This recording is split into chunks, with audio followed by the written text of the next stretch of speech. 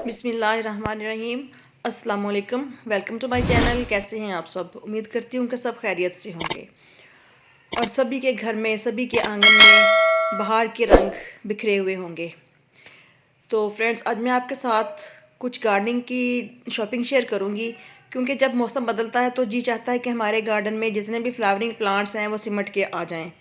और कुछ पॉट्स की ज़रूरत थी और कुछ और चीज़ों की ज़रूरत थी, तो मैंने कुछ परचेज़ की हैं, कुछ ऑनलाइन मंगवाई हैं, तो वो सब मैं आपके साथ शेयर करूँगी। तो इससे पहले अगर आप मेरे चैनल पे न्यू हैं तो मेरे चैनल को सब्सक्राइब कर लें, साथ में बेल आइकन भी प्रेस कर लें, ताकि जो भी वीडियो नया आए उसका नोटिफिकेशन आप तक पहुँच सके। तो फ्रेंड्स, जब मौसम बदलता है तो हम मुख्तलिफ़ तरह के फ्लावरिंग प्लांट्स लगाते हैं, ऑर्नामेंटल प्लांट्स लगाते हैं, जो कि देखने में बहुत खूबसूरत लगते हैं। जो सीज़नल होते हैं वो तो ख़त्म हो जाते हैं, लेकिन कुछ ऐसे प्लांट्स भी हम परचेज़ करते हैं जो कि हमारे साथ हमारे गार्डन में सारा साल हरे भरे रहें। तो ये देखें, गार्डनिंग की जो शॉपिंग है वो शेयर करने से पहले जो मेरी बेला हैं वो आ गई हैं इंस्पेक्शन के लिए। तो ये कुछ मैंने शॉपिंग की है जो कि मैंने कल बहावलपुर से की है, और तकरीबन रात का टाइम था 7-8 बजे का। तो सारे के सारे जो प्लांट्स हैं ये मैंने पॉट्स भी और प्लांट्स भी उसी टाइम पे लिए हुए हैं। तो मोबाइल की रोशनी में ये शॉपिंग की गई है। तो ये देखिए जी, जो जो प्लांट्स मेरी समझ में आए, कुछ मैंने पेरिनियल प्लांट्स लिए हैं, कुछ सीजनल लिए हैं। तो सबसे पहला ये प्लांट है क्रोटन, लेमन क्रोटन। तो ये देखिए, जो जो लॉन्ग लीव्स वाला होता है वो तो मेरे पास था, लेकिन ये नहीं था, तो ये मुझे मिला है 150 का। नेक्स्ट जो प्लांट है ये है पॉप जॉय। ये जो प्लांट है ये भी बिल्कुल सरसों के प्लांट की तरह होता है, जैसे सरसों के होते हैं। तो हमारे किचन की ज़रूरत को भी ये पूरा करता है, और इसकी भी बिल्कुल उसी तरह से बीच में से गंदल सी निकलती है और उसके ऊपर सरसों की तरह फूल खिलते हैं। उसके बाद है ये डॉग फ्लावर एंटीरेनियम। ये पनीरी का एक प्लांट है, पॉट है, और ये मुझे इसके अंदर काफ़ी सारे प्लांट्स लगे हुए हैं जो कि अब फ्लावरिंग पे हैं। तो ये मुझे 50 रुपीज़ में मिल गया।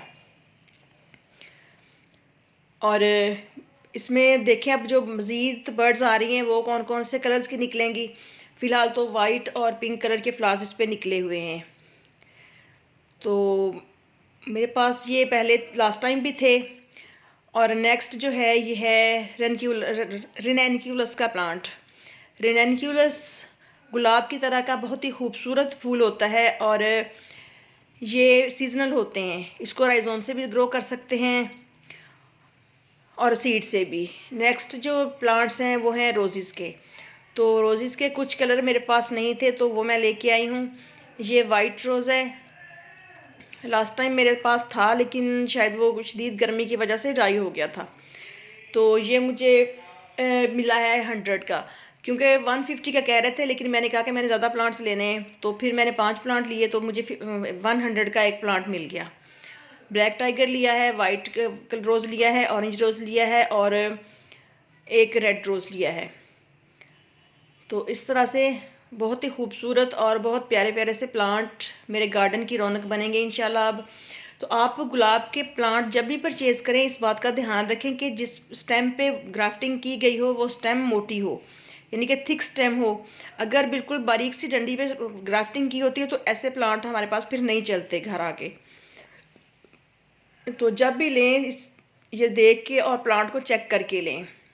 ये ब्लैक टाइगर है, और इस तरह से ये धान की जो पराली होती है उसके अंदर लपेटे हुए हैं, और ये भी ब्लैक टाइगर कह के उन्होंने दिया है। देखें अब इसमें से किस तरह के फूल निकलते हैं, और बहुत ही खूबसूरत प्लांट्स। ये सारे के सारे जो प्लांट्स हैं ये पत्तों की से आते हैं हमारे यहाँ।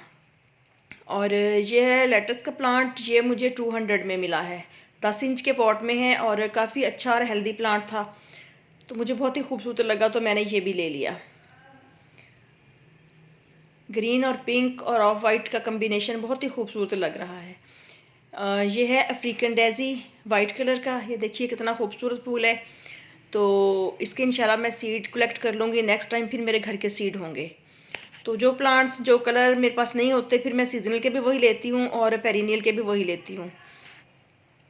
और ये है आइस प्लांट की पनीरी। आइस प्लांट की पनीरी जो है ये मुख्तलिफ़ कलर्स में थी। लास्ट टाइम मेरे पास तकरीबन 4 से 5 कलर थे। अब इनको मैं डिवाइड करके लगाऊंगी तो देखें कौन से कलर की आती है। बेला बेला भी देख रही है कि मैं भी आ जाऊँ वीडियो में, मेरे गार्डनिंग फ्रेंड्स के साथ मेरी बेला का भी इंट्रोडक्शन हो जाए। तो ये कुछ शॉपिंग थी, इनको हम लेके चलेंगे अब टेरेस पे।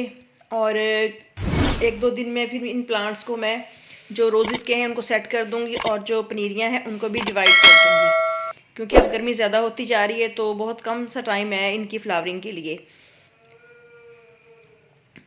और रोज़ेस को जब भी लगाएं कम कोशिश करें कि कम अज़ कम 12 इंच से बड़ा पॉट हो। तो नेक्स्ट है जी पॉट्स की शॉपिंग। ये फाइबर वाले पॉट्स हैं और ये देखिए ये दो राउंड वाले और 2 चौरस वाले, बिल्कुल फ्लेक्सिबल हैं ये। और छोटे वाले मुझे मिले हैं 100 का एक, और ये जो बड़े वाले पॉट्स हैं ये जो 10 इंच के हैं ये मिले हैं मुझे 250 में, और जो 14 इंच के हैं वो मिले मुझे 300 में मिले हैं 3 पॉट्स। ये जो छोटे वाले पॉट्स हैं इनको मैं करूँगी इनके अंदर सकुलेंट्स ग्रो, और इनके अंदर फिर मैं काविया गर्म करके तो होल बना लूँगी। ये देखिए कैसे लचकीले से हैं, लचकदार हैं काफ़ी, और फ्लेक्सिबल होने की वजह से इनकी लाइफ भी काफ़ी ज़्यादा हो जाती है, टूटते नहीं हैं गिरने गुरने से।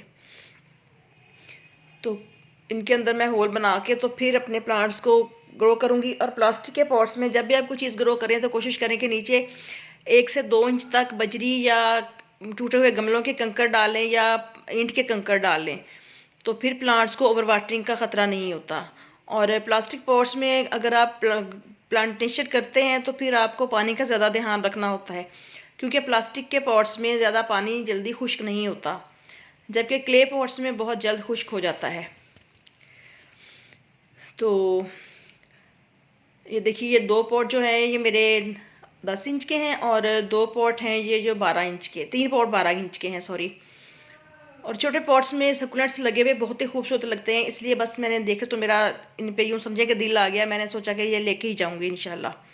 तो फिर मैंने ले लिए। और कुछ मैंने ऑनलाइन दराज से शॉपिंग की है, कुछ चीज़ों की ज़रूरत थी। तो ये जो है ये है NPK, यहाँ से मुझे मेरे एरिया से नहीं मिल रही थी तो फिर मैंने ऑनलाइन परचेज़ की है। ये ½ kg है और 300 की मिली है। इसके अलावा मैंने वाइट स्टोन परचेज़ किए हैं ऑनलाइन, क्योंकि जब हम सकुलेंट्स ग्रो करते हैं तो उनको पानी तो बहुत कम चाहिए होता है, तो उनको हम आइडिया से भी पानी दे सकते हैं कि कम अज़ कम हफ्ते में 1 दिन अगर इनको पानी डाल दिया जाए तो बेहतर होता है। तो इनको वॉश करके अच्छी तरह से तो मैं पॉट्स के अंदर लगाऊंगी। और ये हैं रोज़मेरी के सीड्स, ये 160 के मिले हैं मुझे। जो DC वगैरह हैं वो अलग हैं। और इसके बाद हैं लोटस के सीड्स, वाटर लिली के। तो इसमें काफ़ी हेल्दी और मोटे मोटे से सीड्स हैं और डिफरेंट कलर के थे, तो मैंने मंगवा लिए सारे के सारे। तो देखते हैं अब इनमें से कौन कौन से कलर निकलेंगे, तो इंशाल्लाह वीडियो बना के आपके साथ शेयर करूँगी। यहाँ है ऑर्किड के सीड्स, ऑर्किड भी डिफरेंट कलर के सीड्स थे, और पता नहीं मेरे पास सर्वाइव करें या ना करें, बट मुझे बहुत अच्छे लगते हैं इनके लीव्स भी और फ्लावर्स भी, तो मैंने परचेज़ कर लिए।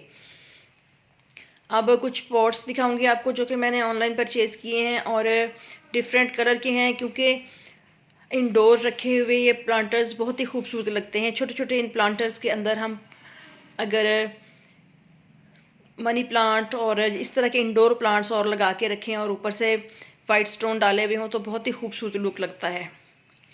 इसमें 5-6 कलर हैं, एक yellow, maroon, clay colour, white 2 हैं, ब्राउन है, और ग्रीन वाला तो डैमेज हो गया है रास्ते में, तो देखती हूँ उसको भी इंशाल्लाह मैं ठीक करने की कोशिश करूँगी। तो इस तरह से इन प्लांटर्स के अंदर मैं छोटे छोटे से प्लांट्स लगा के इनको इंडोर ही डेकोरेशन के लिए यूज़ करूँगी। तो इस तरह हम जो चीज़ मार्केट से जाके नहीं ले सकते, तो अगर आप दराज से या कहीं से भी ऑनलाइन परचेज़ कर लेते हैं तो बहुत अच्छी बात है और तसल्ली बख्श हो जगह ना जहाँ से हम लेते हैं। तो फिर बहुत ही अच्छी बात है कि हमारे जो डोर स्टेप पे हमें सारा कुछ मिल जाता है और काफ़ी इजी रहता है। तो इसके बाद मैंने कोकोपीट परचेज़ की है, कोकोपीट की 5 केजी की ब्रिक्स। तो अगर एक ब्रिक हम मंगवा लेते हैं 5 केजी की, तो इसको जब हम पानी के अंदर डिप करेंगे तो ये फूल के तकरीबन टब भर जाता है इससे। और इसको फिर बाद में ड्राई करके तो आप अपने पास सेव करके रख लें। जैसे जैसे ज़रूरत पड़ती रहती है मैं निकाल के इस्तेमाल करती रहती हूँ। तकरीबन साल से भी ऊपर टाइम गुजर जाता है मेरा, क्योंकि ज़्यादातर मैं मट्टी यूज़ करती हूँ, लेकिन हैंगिंग बास्केट्स के लिए और इस तरह के जो नाजुक प्लांट्स होते हैं उनके लिए फिर मैं कोकोपीट का इस्तेमाल करती हूँ। तो उम्मीद है कि आपको आज की शॉपिंग अच्छी लगी होगी और बने रहिए मेरे चैनल के साथ। Happy gardening. अल्लाह हाफिज़।